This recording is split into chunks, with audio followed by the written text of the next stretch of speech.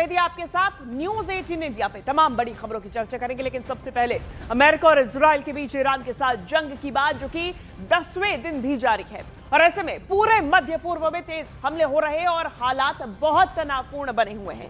कई जगहों से खबरें आ रही हैं कि इजराइल ने ईरान और लेबनान में जोरदार हवाई हमले किए। जवाब में ईरान ने भी पश्चिम एशिया में मौजूदा अमेरिकी और इजरायली ठिकानों पर मिसाइल और ड्रोन से अटैक किया।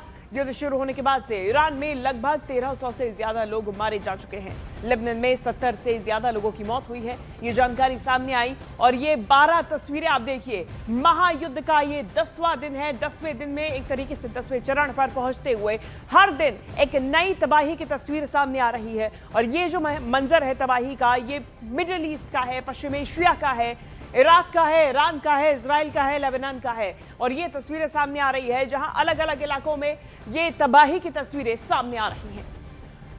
तो देखिए, तल अवीव में भारी तबाही हुई है। ईरान के हमलों में भारी तबाही का मंजर देखा गया, जहां ईरान के इजराइल पर हमले और भी तेज हो चले हैं। ईरान की तरफ से लगातार इजराइल पर अटैक किया जा रहा है और इजराइल को बख्शा नहीं जा रहा है। खासतौर पे सरकारी मंत्रालयों को, इंफ्रास्ट्रक्चर पर लगातार ईरान के हमले देखे जा रहे हैं। और इसी बीच एक बड़ी जानकारी सामने आई कि हमले और भी ज्यादा तेज कर दिए गए हैं। ईरान के पास में कई मिसाइलें हैं जिसका इस्तेमाल वो इस जंग में कर रहा है और पीछे हटने का नाम नहीं ले रहा है। ईरान का रुख साफ है कि वो डटकर लड़ेगा, खुलकर जवाब देगा, चाहे इजराइल हो, चाहे अमेरिका या फिर इनका साथ देने वाले कोई भी यूरोपीय देश या फिर सऊदी अरब देश, उन सभी को मुंह तोड़ जवाब दिया जाएगा। ईरान की तरफ से ये रुख साफ और स्पष्ट किया गया। तल अवीव पर भी लगातार भारी तबाही की तस्वीरें सामने आ रही हैं। और इसी बीच मुस्तफा खामेनेई ईरान के सुप्रीम लीडर चुन लिए गए। ईरान के विदेश मंत्री अरागाची ने बधाई दी। अरागाची ने कहा कि खामेनेई के योग्य चयन पर बधाई। अरागाची की तरफ से कहा गया कि ईरान के अधिकारों की ये रक्षा करेंगे। बता दें कि Mustafa Khamenei Ayatollah Ali Khamenei के बेटे हैं और इस पूरी जंग की शुरुआत में अली खामेनेई की मौत के बाद, उनके मारे जाने के बाद में मुस्तफा खामेनेई का नाम सबसे आगे सुप्रीम लीडर की चुनाव में आगे चल रहा था। और अब असेंबली और एक्सपर्ट्स की तरफ से इन्हें चुन लिया गया है सुप्रीम लीडर। और अरागाची की तरफ से उन्हें बधाई दी गई है। इनके सुप्रीम लीडर चुने जाने पर ईरान के विदेश मंत्री अरागाची ने उन्हें बधाई दी और खामेनेई के योग्य चयन पर बधाई देते हुए अरागाची ने कहा कि ये ईरान के अधिकारों की रक्षा करेंगे। तो ईरान के ऑयल डिपो पर भी हमला लगातार जारी है। इजरायली हमले की भयानक तस्वीर सामने आई, जहां लाइव रिपोर्टिंग के दौरान हमला हुआ, ये जानकारी सामने आई।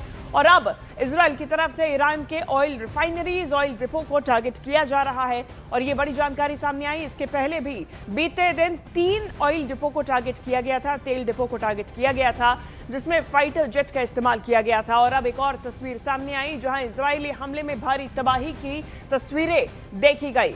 ईरान के ऑयल डिपो पर हमला किया गया। इजरायली हमले की यह भयानक तस्वीर जहां लाइव रिपोर्टिंग के दौरान हमला हुआ। و برای مشکلی در سوخت‌رسانی پیش نمیاد، ولی اینجا نظامی نیست و اینجا متعلق به همه ماست. برای بنزین و برای ماشین‌ها و ماشین‌های آتش‌نشانی و ماشین‌های امدادی است. همه ما ان شاءالله که دست به دست هم بدیم این بحران رو سپری کنیم. فقط به رسانه‌های بیگانه مردم توجه نکنید. اینکه میگه من نظامی میزنم، اینجا نظامی نیست مردم. اینجا نظامی نیست. اینجا یه زیرساخت شهریه واسه شهر تهرانه که مورد هدف قرار گرفته. مشکلی در سوخت‌رسانی پیش نمیاد، ولی اینجا نظامی نیست.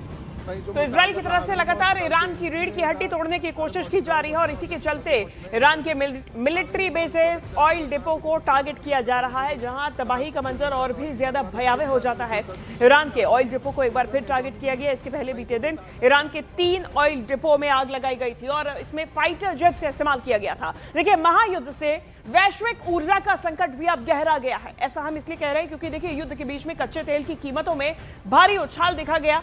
कच्चे तेल की कीमतों में 30% का उछाल देखा गया। अंतरराष्ट्रीय बाजार में कच्चे तेल के दाम $100 प्रति बैरल के पार पहुंच चुके हैं। वहीं 30 महीनों के सबसे उच्चतम स्तर पर यह कीमत पहुंची हुई है। और ऐसे में अब वैश्विक ऊर्जा संकट गहरा गया है। युद्ध के बीच में कच्चे तेल की कीमतों में भारी उछाल है। और देखिए, स्ट्रेट ऑफ हॉर्मुज बंद होने के बाद में यह सबसे पहला चिंता का विषय था जो कि सामने आया था, क्योंकि कच्चे तेल के जो आयात निर्यात है वो स्ट्रेट ऑफ हॉर्मुज के थ्रू ही होता है। ये वही रूट है जहां से आयात निर्यात कच्चे तेल का होता है। कई ऐसी शिप्स भी हैं जो इस बीच इस रास्ते को अपनाने से अब रुक गई थी और अब इस महायुद्ध की वजह से ये और भी ज्यादा संकट गहराता हुआ नजर आ रहा है। इस बीच चूंकि सप्लाई कम हो चुकी है तो कच्चे तेल की अब कीमतों में उछाल देखा जा रहा है। कच्चे तेल की कीमतों में 30% का उछाल देखा गया और खास तौर से चूंकि जो देश इनका निर्यात करते हैं वो इस महायुद्ध में बिजी हैं, महायुद्ध में फंसे हुए हैं और इसी बीच कच्चे तेल की सप्लाई ठप हो गई है। अब कच्चे तेल की कीमतों में बढ़ोतरी की असली वजह आप समझिए। देखिए, असली वजह आपको समझाते हैं कि आखिर कच्चे तेल की कीमतें अचानक से क्यों बढ़ गई हैं। दाम बढ़ने की वजह सबसे पहले है हॉर्मुज स्ट्रेट का बंद होना। स्ट्रेट ऑफ हॉर्मुज बंद हुआ और इस वजह से कच्चे तेल की कीमतें बढ़ी है। ईरान का एक्सपोर्ट घटा है क्योंकि ईरान एक बड़ा एक्सपोर्ट है। ईरान से दुनिया भर में तेल जाता है और ईरान के एक्सपोर्ट घटने से सप्लाई कम हो गई है। साथ ही साथ में कई देशों ने तेल उत्पादन कम कर दिया है और ऐसे में जो दाम है वो अब बढ़ते जा रहे हैं। दूसरी तरफ शिपिंग कॉस्ट में इजाफा हुआ है। शिपिंग कॉस्ट वो होता है तेल को एक जगह से दूसरी जगह तक ले जाना और चूंकि अब शिपिंग में दिक्कतें आ रही हैं, इस तेल को एक जगह से दूसरी जगह पहुंचाने में दिक्कत आ रही है और इसीलिए दाम बढ़ गए हैं। तो चलिए अब आपको बताते हैं कि हॉर्मुज स्ट्रेट क्या है, जिसके बारे में बार बार जिक्र किया जा रहा है। देखिए, हॉर्मुज स्ट्रेट एक सकरा जल मार्ग है और उस जल मार्ग की हम बात कर रहे हैं जो कि इस्तेमाल किया जाता है। फारस की खाड़ी का है ये मार्ग, ओमान की खाड़ी से और आगे अरब सागर से ये इसे जोड़ता है। आप ये देखिए, तस्वीर देखिए, ये वही स्ट्रेट ऑफ हॉर्मुज है जो कि एक जल मार्ग है और इसके उत्तर में ईरान सटा हुआ है। दक्षिण में ओमान और संयुक्त अरब अमीरात यानी कि यूएई है और इसके आसपास सभी तेल उत्पादक देश है। अब ऐसे में इसीलिए इस जलीय रास्ते से दुनिया भर में तेल की सप्लाई होती है। हॉर्मुज स्ट्रेट करीब 167 किलोमीटर लंबा है और इसके दोनों मुहाने करीब 50 किलोमीटर चौड़े हैं। चलिए आपको दिखाते हैं, समझाते हैं कि आखिर स्ट्रेट ऑफ हॉर्मुज क्या है। आप इसे समझिए, ओमान इस तरफ, यूएई इस तरफ और यहां पे ईरान, ओमान, यूएई इस वक्त महायुद्ध में फंसे हुए हैं। अब इसके बीच में समझिए, ये है ओमान की खाड़ी और ये है स्ट्रेट ऑफ हॉर्मुज। यही वो जल मार्ग है जहां से तेल का आयात निर्यात होता है। यहां पे इंपोर्ट एक्सपोर्ट होता है, शिपिंग होती है।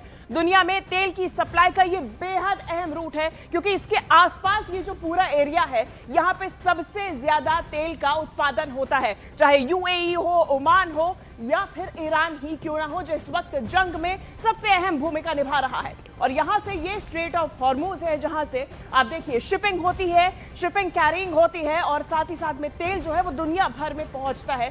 ये जो तस्वीरें आपके सामने हैं, ये वो मैप है। कतर भी यहीं पर है। देखिए, हॉर्मुज स्ट्रेट भी भारत के लिए काफी अहम है क्योंकि भारत की जरूरत का करीब 50% कच्चा तेल इसी रास्ते से, ये जो रास्ता आप देख रहे हैं, इसी रास्ते से आयात होता है। आंकड़ों की अगर माने तो, अगर आंकड़ों को देखें तो भारत अपनी जरूरत का करीब कच्चे तेल का अगर निर्यात की बात करें तो 88% कच्चा तेल और लगभग हॉर्मुज के रास्ते से 50% यहीं से होता है आयात, यहीं से आता है, इसी रास्ते से। अब ऐसे में भारत में रोजमर्रा 25 से 27 लाख बैरल तेल पहुंचता है। आप अंदाजा लगाइए कितनी संख्या में ये जरूरत है।